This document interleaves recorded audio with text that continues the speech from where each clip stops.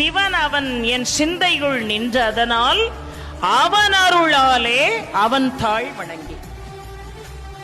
சிவனை வழிபாடு செய்யணும்னா கூட, எல்லாம் சிவம் என்பதை நாம் உணர வேண்டும் என்றால் கூட அதுக்கு என்ன வேணும்? அவன் அருளாலே அவன் தாழ் வணங்கணும், அவனுடைய அனுகிரகம் இருக்கணும். அவனை கையெடுத்து வணங்குறதுக்கு கூட, அவனை தரிசனம் பண்றதுக்கு கூட, அவனை பத்தி பேசுறதுக்கு கூட, அவனை பற்றி கேட்பதற்கு கூட கொடுப்பன இருந்தா மட்டும்தான், அவன் அருள் இருந்தால் மட்டும்தான் அதை கேட்க முடியும். அப்ப அவன் அருள் எப்படி கிட்டும்? அதை முந்தின வரியில ரொம்ப அழகாக சொன்னார்.